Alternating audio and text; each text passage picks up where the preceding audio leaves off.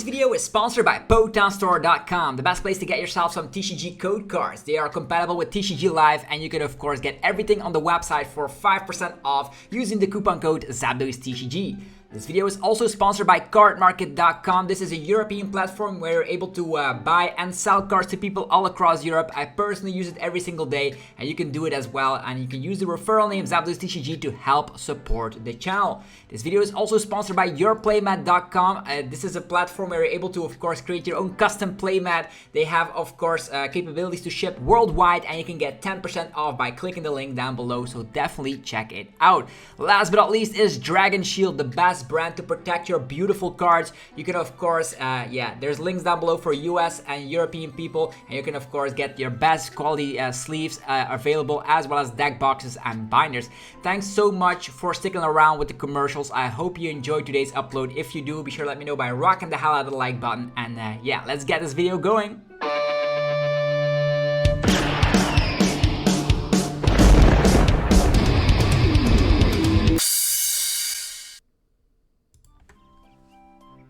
Sup YouTube, it's ZapdosTCG here, and welcome back to our TCG video on my channel. On this channel you get daily Pokemon TCG content, so be sure to hit that subscribe button so you don't miss out. And if you like what you see, feel free to leave a like. I appreciate it a ton. So in this video we're going to be talking about the EUIC, the European Internationals, all the way in London. I'll be attending the event, but what are the top 10 best decks in the format right now? We had a rotation taking place, and EUIC will be the first tournament with, of course, this brand new setting. A lot of decks are not viable anymore, and a lot of cards have rotated.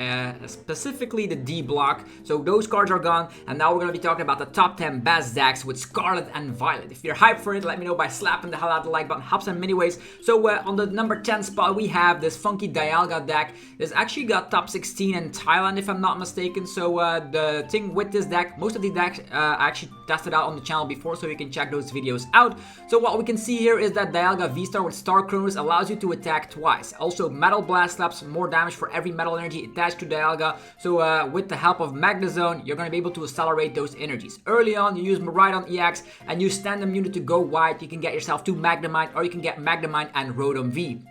Rotom V allows you to draw 3 cards and end your turn. In combination with Radiant Greninja and a Rotom V early on, if the opponent is not playing cards like Judge or anything to disrupt your hand, you're going to have a lot of crazy combos going, because you're going to be able to, of course, utilize Adamant, which allows you to discard 2 metal energies from your hand in order to search your deck for any cards. You can find yourself Rare Candy, Magnezone, it's all possible. And as soon as you get some Magnezones up on the field, you're going to be able to utilize those abilities every single turn to power up Dialga. The cool thing with this list is that, of course, you're going to be having the access to Radiant Greninja all the time. So with so many energies in your deck, you're going to be drawing so many cards.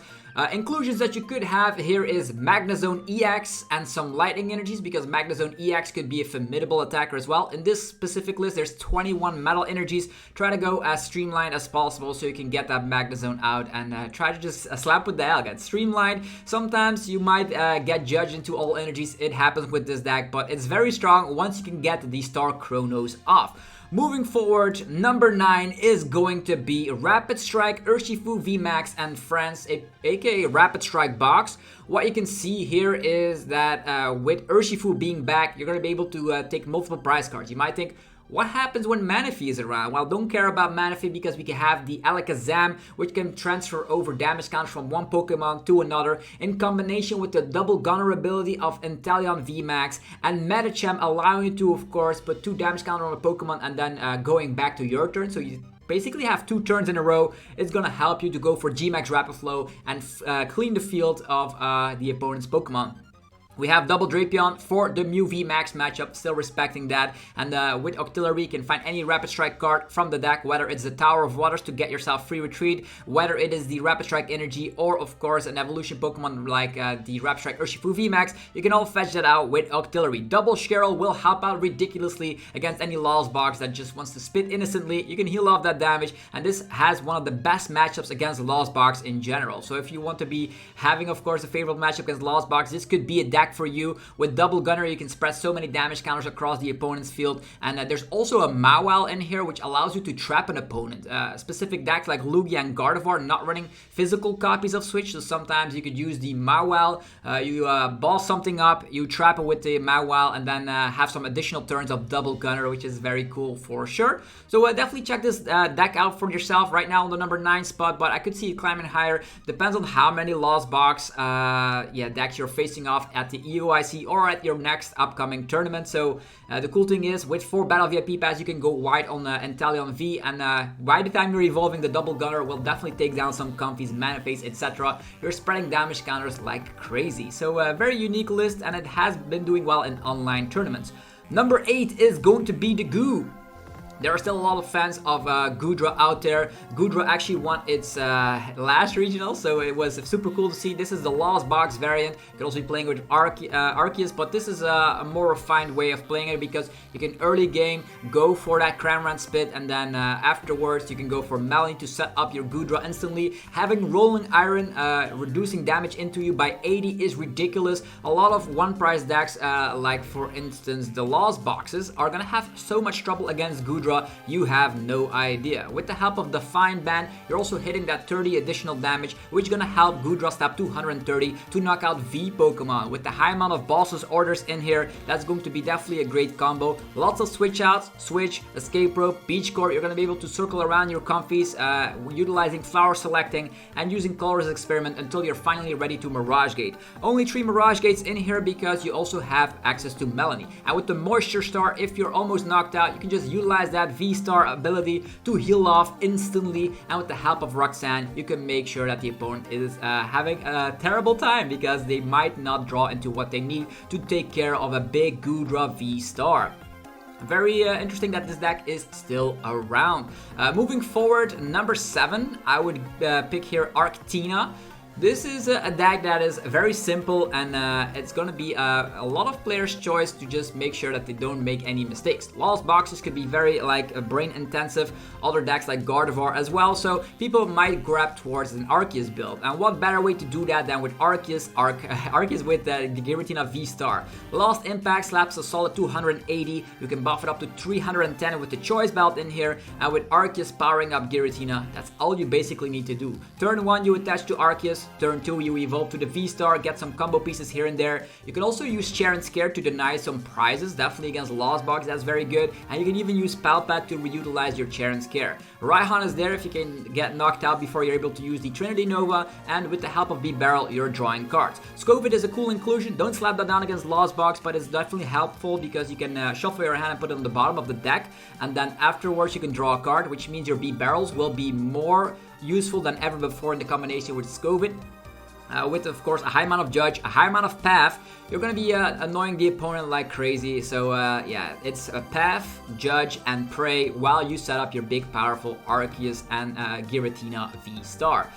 This is a very cool list. You might even swap out the Capturing Aroma for 2 Tracking Shoes. I'd be fine with that as well. But this is a great baseline to get yourself started.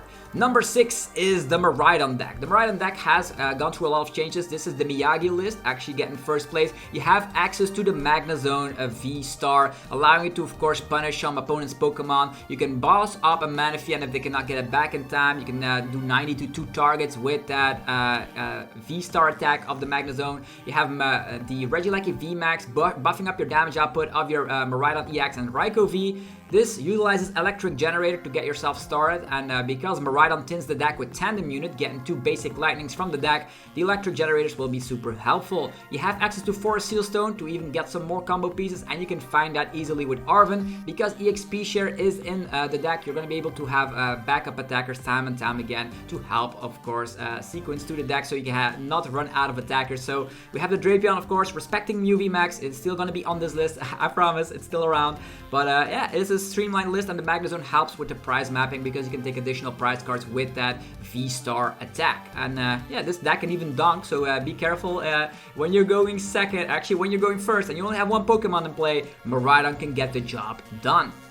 Moving forward to top 5, we're entering here with Gardevoir EX. Gardevoir is a deck that is new, just like Miraidon is, and that's very nice to see that the format has gotten 2 brand new archetypes that are in the top 10. We have, of course, refinement of the Kirlia. The Gardevoir engine is actually super blessed. You have the Kirlia drawing cards with refinement. You have the Shining Arcana Gardevoir slapping huge amount of damage with Brainwave on top of drawing cards and accelerating energy with Shining Arcana. With the help of Zacian V and the Sky Seal Stone, you will be able to take an additional prize card against VMAX and VSTAR archetypes, which is gonna help swing the prize race. Cresselia and Emergency Jellies are here against the Lost Box matchup, so you can uptrade on them, and you have access to so much draw power that you're gonna be able to use the Judge, high amount of Judge in here, so you can judge and draw more cards. You slow the opponent down while you can draw a lot of cards. A lot of stadiums you can choose from: a Temple of Sinnoh for the Lugia and Mew matchup, but you can also doubt if you have the Champions Festival to put that in here. Champions Festival allows you to use an additional Psychic Embrace, and if I haven't told you yet, the Gardevoir EX comes back with the most busted ability I've seen in my life. It's allowing you to infinitely attach energies from your discard pile to your Pokemon. Every single time you accelerate a Psychic Energy to one of your Psychic Pokemon, you put 2 damage counters on it, and you cannot knock something out with this ability. So that means with the help of a Champions Festival, you can get the additional energy accelerated. So that's good help to just get bigger numbers with the Brainwave, or even with Zacian. I don't even know you need more, but Zacian could just slaughter anything in its side because it has more HP than a Gardevoir Shining Arcana. Manaphy definitely there because Kirlia has a lot of threats behind it. Greninja can snipe it. It has a low amount of hit points for Sableye as well, so you have, of course, Manaphy to protect against sniping capabilities, although Manaphy is not going to help against Sableye. It is definitely necessary against Lost Box to protect your Kirlias before they're able to evolve eventually into Gardevoir. Some rare candies to boost your consistency to get an attack off as soon as your second turn, and with the help of Miriam and Clara, you can get some of your Pokemon back. So this is a streamlined list, has been performing super well in Japan, so if you're in the mood for some Guardy, this is the way to go. You can also think about Mewtwo V Union, but that does take up a lot more spaces in your deck, and Mewtwo V Union is actually pretty pricey as of this late, so I decided to go for this build instead in this top 10. Moving forward, the top 4. It is Mew VMAX, still around in the format. Always a nuisance for people seeing it. Like, that's why a lot of lists are playing Drapion. If you don't respect Mew, you will lose. Mark my words. Mew VMAX is just that consistent. You draw the most cards in the game with Fusion Strike system of the Genesect. You have the power of disruption with Judge and Path, and because the high amount of vacuums are in here, you don't block yourself. So pretty much you draw through your deck. Then when you're done drawing cards, slap down the Path, you use the Techno Blast, knock something out, and then the opponent says like, oof, I just got Judge Path, what am I gonna do? My Pokemon got knocked out as well, so that's how powerful this list is. This is a super consistent list with 3 copies of Forest Seal Stone, so you can find whatever you want. You also have Cross Switcher, which is gonna help. You can Cross Switcher Roxanne Path as a super combo indeed, and with Echoing Horn, you can take down an additional 2 prize Pokemon that you can summon from the opponent's discard pile onto their bench. So I know we've lost Quick Ball, but with 2 Feather Balls, this deck still feels super fine, and definitely with Crymomatic sometimes going your way, this is a very powerful archetype. You might flip-flop if you want to add in Oricorio, yes or no, but this deck is very, very good, so be careful. If you're not playing Drapion, you're gonna get punished by the Mew. Moving forward, the top 3, for me personally, it is going to be Lulzone Tina. This is a refined list. You have the Roxanne, you have the Clara, the 2 copies of Boss.